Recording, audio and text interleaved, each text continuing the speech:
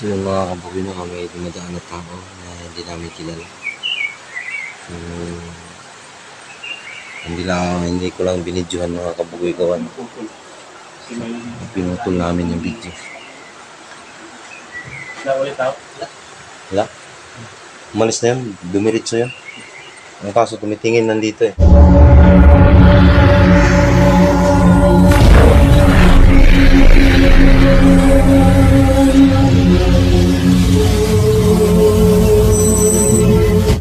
I-update natin si Kabugoy, no? So, naggawa tayo ng video mga kabugoy, no? May ma-upload man tayo kahit kunti. Yan mga kaidol, may ano pa, mga kunting galos. So, andito ngayon sila Art. Sila yung nag-update sa akin. Bro, okay lang yung mga pasa mo sa mukha. Okay na to. Medyo ano lang, nilagyan ko ng gamot. Mas maganda Yung talaga sa one, bro, mga- yung sa katawan mo, yung binugbog ka mo. Okay na to. Okay na yung gano'n. Magalaw-galaw ko naman. Hindi naman masyadong masakit. At saka ano na ako ng mga Pen reliever. pain reliever. Hindi na ako nagpa-doktor Yung, ano.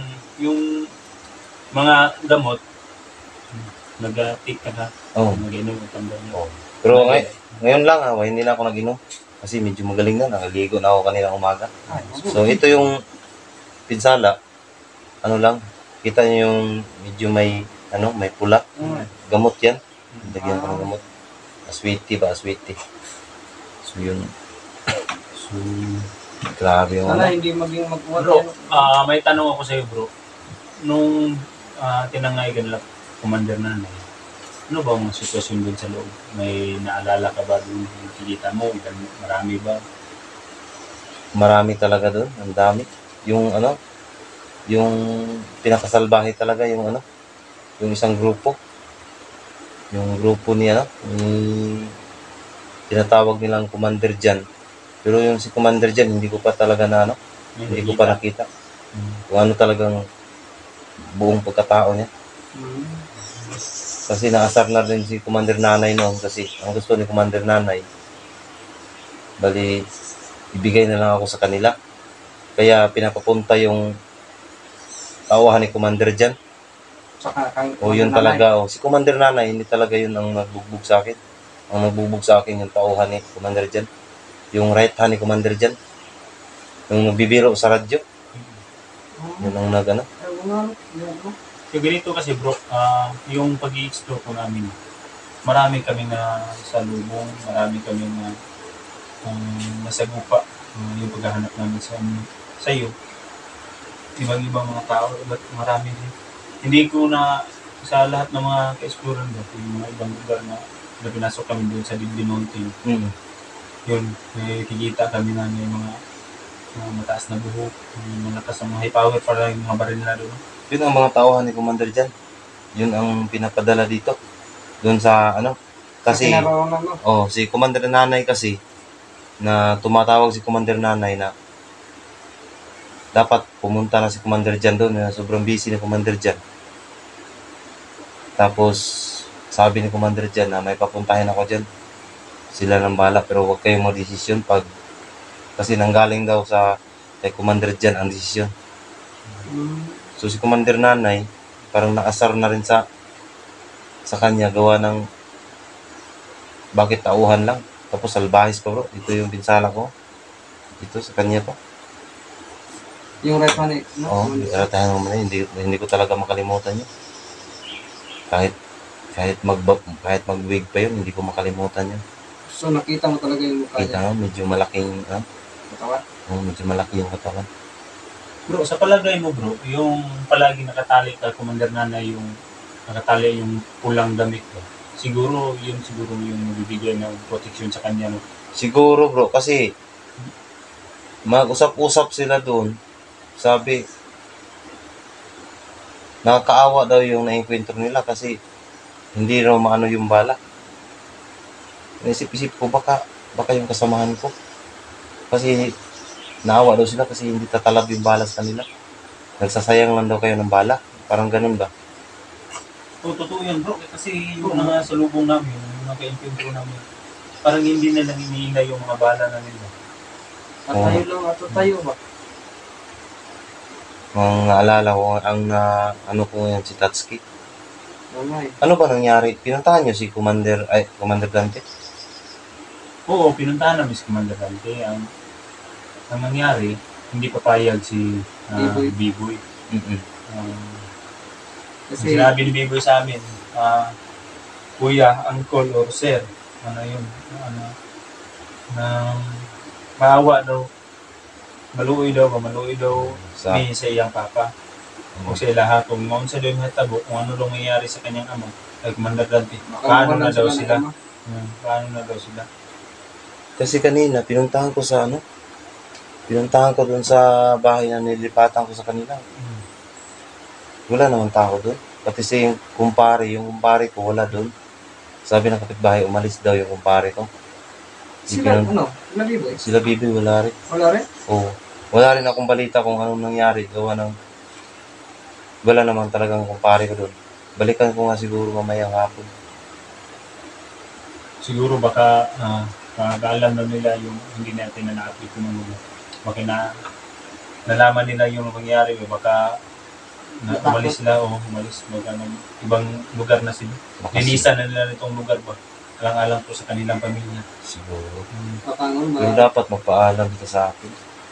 Kaso, kailan nga ako nakalabas Nagtulungan na siguro sila sa mga nangyari bro. baka bro, baka naisip yung ng asawa ni Commander Dante na baka hingi naman tayo ng tulong sa kay Dante para sumama sa sa kabundukan para hanapin ka. Baka yun ang naisip niya na alis na lang para maging tahimik ang pamumuhay ng pamilya nila. Siguro, baka yun ang Bro, yung nangyari bro ba? Yung sinugal ni Tatsuki yung kanyang buhay. Hindi sana ako papayag yun bro. Kaya binigyan ko siya ng baril, pinadala ko ng baril. Actually na kasi yung siya nagdesisyon eh. Dalan. Hindi labag sa kalooban ko yun kasi ang nangyari, may mga pamilya lahat tayo. Oo nga eh. Sa akin Ang nga gusto eh. ko sana yung mangyari na hindi na, lulusubin na lang namin pero yung nakita namin mga sniper na ka-install sa taas, madihalo ko yung buhay. Kaya yun ang desisyon niya na siya na lang nung papalit, magpapanggap na sa Commander Dante. Kaya sinabi ko, magdala ka na lang ng baril Brotatski, tapos siguruhin mong barilin si Commander Nanay. Pag matumbay yan si Commander Nanay, gusto mo lang yung lahat yung kasamahan niya, yung mga tauhan na, kasi yung Commander yung una, pag mamatay yung Commander, Magtakbuhan na yun. magtakbuhan na yung mga tauhan niya, pero hindi kami nagtagumpay bro. Kasi pag binaril ni Tatsuki, si Commander Nanay, hindi lang iniinda yung bala, parang ganun lang ba. Parang dumaplis na sa sa ulo niya. Kaya nagkaputukan. Baka yun siguro yung yung tali niya sa buhok. Yun nga ang Yung gagyo, yung tali sa buhok, yung pula ba? Yun nga rin yung duda ko eh. Kasi pag makita natin, pag ilang beses na natin nakita yun si Commander Nanay, andun talaga ang purong niya na pula. Grabe ang tindi nila doon bro kasi di ba doon nakatambay kami doon sa isang gabi sa Tagaytay. Tinatawag ng Tagaytay, nasa taas kami, Taas ng mundo. Naka-high ground kayo? Naka-high ground kami. Iba ang tindi nila bro kasi yung sniper doon nila din nilagay yung sa daan mismo. Sa daanan, pero yung bomba talaga dito nila nilalagay sa giliran. Matatalino Oo, talaga. natalino kasi pag may kalaban daw, kasi Hindi matamaan doon ng talaga sniper. dadaan sa yung Simi Tagaytay. Kita na ng sniper. Yung paggagapang yung mga kalaban nila, doon makasalamuha naman yung mga bomba na andito sa baba. Ganyan sila, dito sila. Tapos may sign sila doon, may oras sila doon sa sniper. Yung tawag noon, 12 o'clock at saka 3 o'clock. Sa relibo yan? Palitan sila pero bawat halimbawa doon sa taas mayroong sniper. Yun ang tinatawag nila na 12 o'clock. Dito sa kabila naman sa likod mayroon din, tapos palitan. Iba din yung Nag-secure ng perimeter. alis-alis, balik na naman, alis na naman. Iba din yan. Kaya nga siguro pag naabutan ako ni Commander Jan, siguro wala na, hindi ako makauwi. Kasi mas bangis pa nga yung tauhan niya, yung right hand niya. Lalong-lalo, siguro yung si Commander dyan. Oo. So, iwan na ang gawin na. Medyo, Iisip ko lang bro, ano na kang kalagayan ni Tatsuki doon sa loob. yun nga Buti yung, na lang, no? Buti lang sana kung hindi si makita siya ni Commander Jan kasi kung makita siya ni Commander Jan bro. Ano ka nangyari kay Tatsuki? Paano na yung pamilya niya? totoo kaya yung bro na ano? Kahit ako bro, nagtaka ako eh. Nagtaka ako bro na, kasi nagtawanan sila eh, tungkol kay Commander Jan. Bakit? Ano bang mga Ang sabi nila, hindi nila makilala yun, si Commander Jan, kasi palaging minsan nasa baba yun. Hindi nila makilala daw. Nagtaka ako, bakit hindi makilala na, di ba ang sabi ni Commander Dante, ano yung kamay? Ngayon, tapos nagtawanan sila. Ano kayang ibig sabihin nun? Parang niluloko tayo no? Yung nakaganon baka ang nakita lang ni Commander Dante siguro, hindi yung totoong Commander Jan. Baka nagpapanggap lang. Baka nagpapanggap lang mga yung nagtawanan sila. Ang naano ko lang si Tatsuki, wala na talaga akong ano doon. Pinilit ko na talagang tumayo para lang makalakad. Yun nga. Kasi Sana nga nakatakas na yun si Tatsuki. Ang ginawa ko rin bro, yung pinaalis ka, bumalik ako kasi sugod ako sa kanila. Wala na akong pakialam doon bro o anong mangyari sa akin. Ang inisip ko lang yung kapakanan ni Tatsuki, nilusog ko, binalikan ko, nagtatan ko yung mga kalaban pero wala talaga akong magawa kasi hindi sila tinatablan ng bala. Muntik na sana akong mahuli noon pero buti na lang nagamit ko yung tugulilo mo. Kung hindi ko yung nagamit bro, patay. Patay talaga ako. so yun.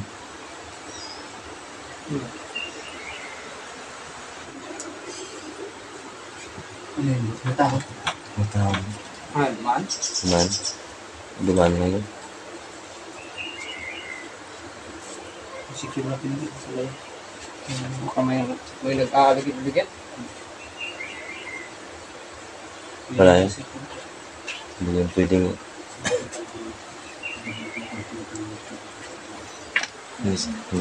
hindi yan pwedeng makalapit sila dito.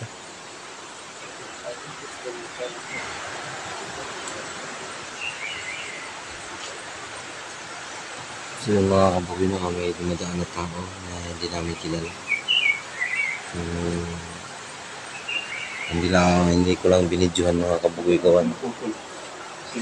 Pinutol namin yung video. Wala ulit ako. Wala. Umalis na yun. Dumiritso yun. Ang kaso tumitingin nandito eh. Kilala mo yan? Hindi ko kilala yun. Baguhan yun. Baka may nagmumonitor sa atin na ito. Hindi, mag-iingat na tayo. Hindi sila makalabas dito bro. Manggalaw sila dito. Kaya nga po, palagi nila ako nagtatakip ng mukha. Ha? Kaligtasan ng pamilya ko. Yo, balikan natin yung bro. Ang pagkatakla siguro bro, yung lahat ng mga lakad natin, yung monitor no, kasi sabi mo, narinig mo, si Commander Jan nandun sa baba. Oo. Pero, mas marami pa siguro nag-monitor sa atin bro. Meron Marami talaga. siguro yung kalamay dito sa Batagan. Dito sa bayan. Napakatindi. Ang uwian nila lahat eh bro, yung Bigli Mountain, yung pinakakatakutan na bundok. Grabe bro. Di Diba? ba doon ka dinala sa Bigli Mountain? Oo. Grabe doon bro. Mayroong dumating doon na na ilan sako ng bigas. Tsaka mga pagkain. Kaya pala hindi talaga nanghingi ng pagkain yun. Baka yung mga narinig natin ng mga bro, motor ba? Oo. No? Yung, may narinig kami ng mga motor na paakyat sa bundok. Akyat, Grabe. mga ilang motor din yun. Paakyat ng bundok. Ang daming sako-sako talaga yung bigas. Tapos yung may mga karton pa na ulam siguro yun. Grabe yun. May nagsusupply pala sa kanila, no? Parang mayroon nga nagsusupply. Kasi nabalitaan ko, nakita ko na lang nung medyo naghahakot pa sila ng bigas. Kaya pala siguro hindi nangingi sa atin ng bigas. Kaya ang gusto ko talaga nila si Commander Dante talagang ipalit sa akin. Kasi daw may maraming alam. Baka yun ang kinakatakutan ni Commander Dante. Baka balikan siya, kaya umalis na lang sila ng Kasi umikas lang nung nag-update kasi ako kay Commander Dante, may nagsabi kasi siya akin na siya ang pinaka-lowest na commander. May dala din siyang tauhan. Ang Pero problema lang, pinakababa siya. kapag inutusan siya, yun, kaya sweeto siya sa lahat ng mga lugar kung saan saan banda ang mga putak. Nakita niyo yung pag-rescue natin sa iyo dati. Hmm. Di ba alam niya yung dito. Daanan. Ito yung At yung daanan. mga kurutang kung Oo. saan. Yung pinakakampo talaga. Di ba sinama na natin yun? Pero bro, kung gumaling ka na bro, explore na tayo, sama ka na may para Oo. hanapin natin sa atin kasi nag-alala talaga ako Tatsuki. Talaga ako bro, nagsipag talaga akong magaling na agad kasi para makatulong na naman kay Tatsuki. Kasi siya yung siya yung tulong sa akin, sakripisyo. So, pinilit ko talaga na okay talaga. Pero wala namang ito na lang, medyo may kunting kunting Basta pasa. Kunti lang yan, hindi. Mawawala rin yan. Mawawala din yan. Kumusta sila Kumusta sila Mokong at saka sila Rudy? yun bro, sila mo kung Rudy at Sarge. At saka si Sarge pala. Tumulong din yun. Tumulong sila sa pagligtas sa iyo. Pagligtas. Ngayon, hindi namin sila makakuan kasi may mga importante silang mga ginagawa mo. Mga lakad. Kaya nagsisikap lang kami na kahit kami lang muna ni Art para lang po sa Kasi marami nagtatanong kung ano na ano na kalagayan nangyari mo. sa iyo. Kaya nga, nagtatanong. kagabi, nag-live ako kagabi. Nag-live na talaga ako kagabi kahit may hinang-hina ako. Para lang makita ko sa mga viewers na okay ako ba. Oo. Sinabihan ko doon na yung mga kasamahan kong hunter sa Team Dakila, busy din yan. Kasi naghahanap ng Gitatsuki. Kasi nga yung iba nun, hindi umuwi. Nagaya sa inyo, nag-explore kayo palagi. So, salamat sa oras. Hindi namin matiis na hindi nahanapin yung si Tatsuki. Oo nga, kahit ako minsan nga, Sa ba namin yung ginawa niya na nalimpungatan ako pag nalimpungatan ako pag, anong tawag yun? Kuwan para lang mailigtas ka? oo nga, Nagsakripisyo? sacrifice talaga yung ginagawa niya. Sige lang, baka bukas makapag-explore na ako nito. Hey bro, ang ganito bro, maging okay ka na. Full force tayo, bumalik Oo. sa bundok para mailigtas natin Yun. yun ang pinakamagandang gawin bro. Walang Hindi iwanan natin tayo. ito patatagalin. Oo. Mag-update ka na lang sa amin bukas kung okay ka na. Lulusog tayo sa bundok. Sige. Tama yun. Sige. Umaga tayo, kung pwede lang sana, baka umaga. Sige. Kaya. Tayo para Kaya naman sa So, yung mga kaidol, Kaya naman sa katawan. yung hinihiling nyo na i-postahin natin, i-update natin si bundok. Ayun po mga kaidol. natin. In-update po natin si Salamat po sa Panginoon TV na po, mga kaidol, no? medyo okay na po si Buboy. Sana po patuloy na po ang Hindi po pagagaling siya sa kanya mga pinsalan na sa katawan niya at sa mga ngayon po ay magaling-galing po At siya. mga pasakit May sa kasalanan katawan. po siya dito. So mga kaidol, salamat po Hindi mo siya sa papanood po sa aming mga malala video. po. Abangan po ang mga next video po namin. Maraming salamat po mga ka-idol, no, sa walang sawa pagsuporta sa aming team na Tila. So yan mga kabugoy, maraming salamat din sa suporta nyo, mga Bugoy Boss TV. Maraming salamat, nag-alala kayo kay Bugoy. Hindi po ngayon sila art ngayon. Katapos lang po mag-update sa akin. Okay na po ako mga kabugoy. Subaybayan nyo lang yung video ng Team Dakila mga kabugoy. Maraming salamat sa Panginoon. Baka bukas, explore na ako ulit para kay Tatsuki. Maraming salamat at magandang hapon.